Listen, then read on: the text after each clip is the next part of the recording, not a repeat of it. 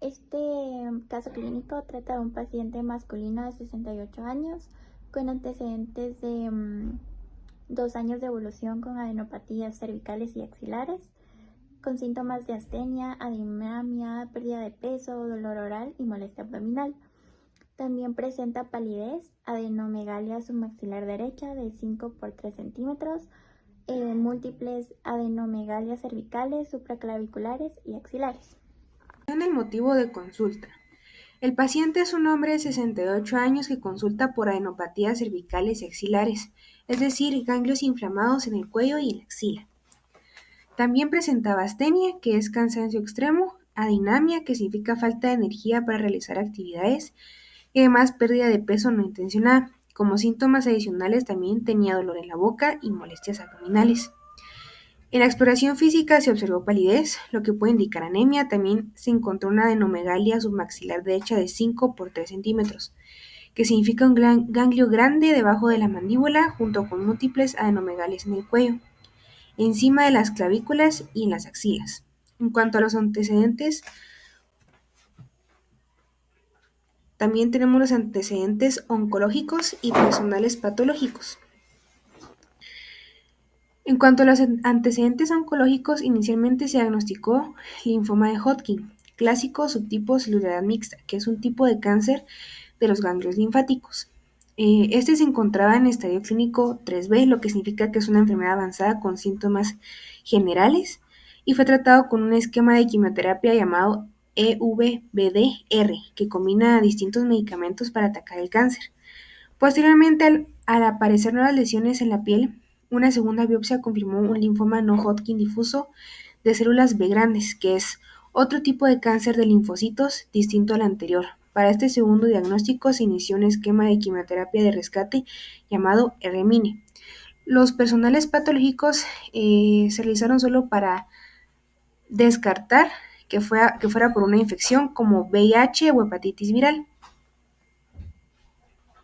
Hace 2 años se realizó el diagnóstico de nuestro paciente. A esto le llamaremos la historia de la enfermedad. Entonces iniciamos con el paciente que llegó con adenopatías cervicales y axilares y síntomas como lo es astenia, adinamia, pérdida de peso, dolor oral y dolor abdominal.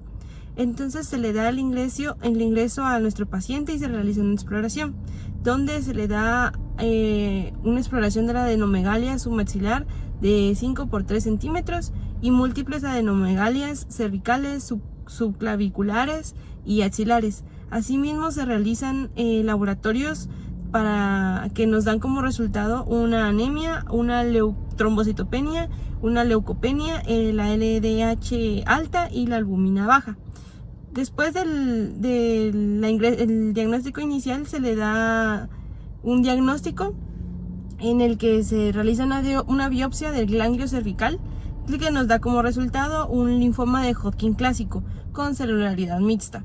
El estado clínico es el de 3B, que está en 4 puntos, y se realiza una biopsia de la médula ósea donde encontramos que no tiene filtraciones.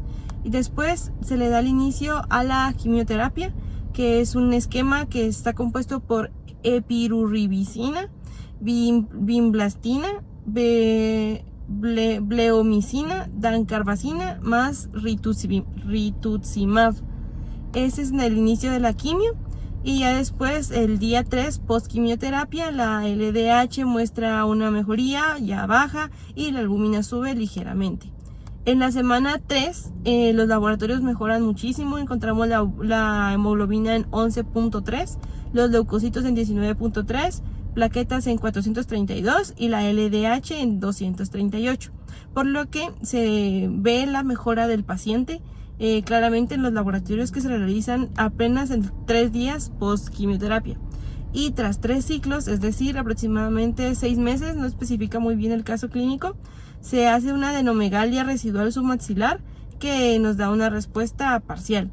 Y 6 meses después de terminar la quimioterapia, la actividad hipermetabólica tumoral en la región preesternal y la región inguinal derecha mejora. Y 2 semanas después de todo, los laboratorios ya se encuentran un poco mejor, pero se realiza un hallazgo de nódulos subcutáneos eritematosos preesternales, por lo que se indica una nueva biopsia. Y en la piel encontramos un linfoma de no-Hodgkin difuso de las células B grandes y un centro germinal, por lo que se reindica un tratamiento nuevo para nuestro paciente y empieza a realizar una nueva quimioterapia de rescate llamada R-MIND, que es mitoxantrona y fosfamida, mesna y etopósido, en el cual ha recibido 2 ciclos con buena tolerancia y también una muy buena respuesta óptima. Examen físico. Iniciales al ingresar a la clínica, presentó palidez, adenomegalia submaxilar, que se refiere al aumento del tamaño de glándulas salivales submaxilares, del lado derecho, midiendo 5 por 3 centímetros. Múltiples adenomegalias cervicales, supraclaviculares y axilares, también presentando los siguientes síntomas, que es astenia, la falta de fuerzas, adinamia, la pérdida de movimiento por debilidad muscular, pérdida de peso, dolor oral y molestia abdominal. Luego, el examen físico posterior después del seguimiento de quimioterapia y estudios de control, se detectaron nódulos subcutáneos eritematosos, indoloros y móviles en la región preesternal, que esta es la zona del tórax que se encuentra sobre el esternón. Seguimiento o evolución del caso. Diagnóstico confirmado. Se realiza una biopsia de una adenomegalia cervical que afirma el diagnóstico del linfoma de Hodgkin clásico, de tipo celularidad mixta, positivo para CD15, CD20, CD30, virus de Epstein-Barr y antígeno epitelial de membrana, todos con al menos un 20% de positividad. Un estadio clínico 3B, Hasenclever, de 4 puntos. Luego, el tratamiento. Se inicia una quimioterapia citorreductora con un esquema EVBDR, que es epirubicina, vinblastina, blomicina, dacarbazina y rituximab. Se realiza una biopsia de médula ósea, la cual se descarta una infiltración por el linfoma. Respuesta temprana. 3 días después del inicio de quimioterapia se realiza una biometría hemática que muestra una disminución de la LDH a 228 unidades internacionales por litro y albumina de 2.8 gramos por decilitro. Luego, 3 semanas después, la biometría hemática reporta hemoglobina de 11.3 gramos por decilitro, leucocitos de 19.3 por 10 al cubo por microlitro, plaquetas de 432.000 LDH de 238 unidades internacionales por litro, albumina de 3.9 gramos por decilitro y velocidad de sedimentación globular de 32 milímetros por hora. Finalmente, de los 6 ciclos de quimioterapia, la biometría hemática muestra hemoglobina de 10.9 gramos por decilitro, leucocitos de 2.2 por 10 al cubo por microlitro, plaquetas de 288.000 y velocidad de sedimentación globular de 15 milímetros por hora.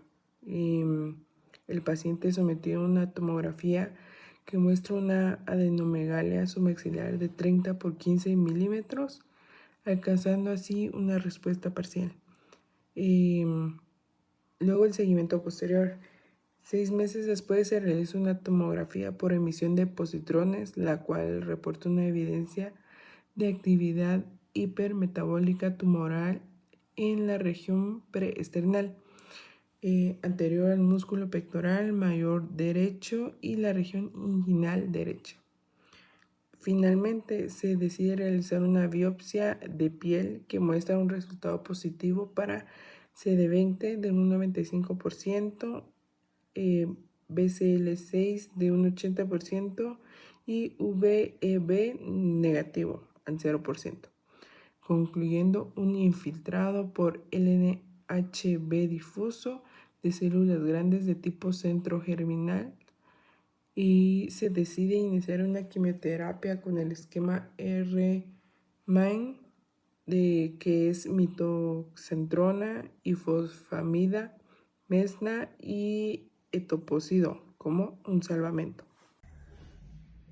Los exámenes de laboratorio del paciente presentan una hemoglobina que estaba baja al inicio con 10.8, que significa anemia. Los leucocitos, que son los glóbulos blancos, al inicio estaban bajos con 3.6. El paciente tenía defensas bajas. Las plaquetas también estaban bajas, 107, con mayor riesgo de sangrado o moretones. La deshidrogenasa láctica está muy elevada, con 750, que indica actividad tumoral. La albumina baja con 2.7, que refleja mal estado general o nutricional. Como fueron cambiando en el tratamiento, después de iniciar la quimioterapia, la hemoglobina subió un poco, los glóbulos blancos aumentaron mucho, las plaquetas mejoraron, la albumina se normalizó al terminar los 6 ciclos. La hemoglobina seguía baja, los glóbulos blancos volvieron a bajar bastante, las plaquetas estaban en rango aceptable, la velocidad de sedimentación mejoró y 6 meses después la hemoglobina estaba mejor, a 13.4. Los glóbulos blancos y plaquetas se mantenían en un buen nivel y la albumina estaba normal. En la medicación de quimioterapias, el paciente comenzó su tratamiento de esquema de quimioterapia que es denominado EBBDR, el cual combina varios agentes, los cuales están involucrados, por ejemplo, la epirubicina, vinblastina, bleomicina, dacarbazina y el rituximab. Cada uno cumple una función específica. Por ejemplo, la epirubicina y la dacarbazina actúan directamente sobre el ADN. La vinblastina bloquea la división celular, y la bleomicina produce roturas en el material genético, que el rituximab, que es un anticuerpo monoclonal dirigido contra el marcador CD20, se utilizó porque el tumor expresaba esta proteína, lo que permitió añadir inmunoterapia al manejo. Con este esquema, el paciente mostró una respuesta parcial, que fue reflejada en la disminución de adenomegalias y mejoría en sus estudios de laboratorio, los cuales ya habíamos visto anteriormente. Sin embargo, durante el curso del tratamiento se observaron nuevas lesiones cutáneas y musculares. Entonces se procedió a realizarse una biopsia y se confirmó que además del linfoma de Hodgkin, ya estaba diagnosticado en el caso clínico, el paciente había desarrollado un linfoma no Hodgkin difuso de células B grandes, lo que hace a este caso clínico particularmente raro. Ante este hallazgo se modificó la estrategia terapéutica y se inició un esquema de rescate R-MIND conformado por mitoxantrona y fosfamida. En este régimen, la mitoxantrona y el etoposide interfieren con la enzima topoisomerasa 2, bloqueando la replicación del ADN, mientras que la ifosfamida actúa como agente alquilante y el mesna se administra como fármaco protector para evitar la toxicidad en las vías urinarias. Tras 2 ciclos, el paciente mostró una adecuada respuesta clínica y baja toxicidad, lo cual esto nos indica una gran importancia de adaptar la quimioterapia a la evolución de cada caso. Entonces podemos decir que, en conclusión, en este caso no solo se demuestra lo complejo que puede ser el manejo de linfomas, sino también la combinación de quimioterapia clásica con la misma inmunoterapia, como el uso del medicamento que habíamos mencionado, que es rituximab. Y la flexibilidad para cambiar del esquema resultan claves para ofrecer mejores resultados y poder mejorar el diagnóstico del paciente y su pronóstico, perdón. Entonces, esto sería la medicación que obtuvo el paciente por quimioterapia. Nos dimos cuenta que la evolución del paciente no fue solo manejada con quimioterapia, sino también con inmunoterapia, porque desarrolló un linfoma no de Hodgkin. Y eso sería todo. Gracias.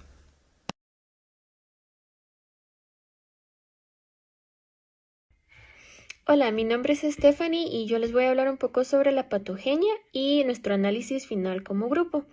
Pues sabemos que el linfoma de Hodgkin es una denominación que engloba un grupo de neoplasias diferenciales. Estas se caracterizan porque tienen una célula presente y el nombre de esta célula es la célula de Reed-Sternberg.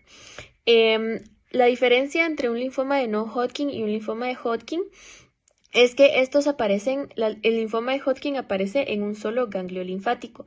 Esta puede tener una diseminación escalonada, quiere decir que se va corriendo a los ganglios linfáticos más cercanos. El linfoma de Hodgkin afecta las células de tipo B. En el caso de nuestro paciente, presenta los 2 tipos de linfomas. Usualmente, según la patología, dice que un linfoma de no Hodgkin puede derivarse de un linfoma de Hodgkin ya existente, y el linfoma de no Hodgkin puede ser muchísimo más grave que el linfoma de Hodgkin. En este caso, nuestro paciente tiene tiene 2 linfomas discordantes. Esto significa que son 2 tipos de linfomas totalmente diferentes en 2 sitios anatómicos totalmente diferentes. Les voy a hablar sobre el primer linfoma que tiene nuestro paciente. El primero es un linfoma de Hodgkin clásico y este se origina en las células de tipo B, en el centro germinal.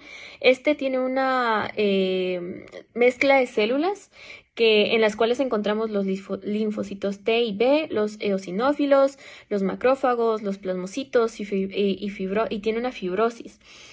Usualmente en este linfoma se dice que el daño más severo a veces no viene de las células cancerígenas malignas, sino de la acumulación de todas las células, que es un infiltrado como reactivo para el paciente.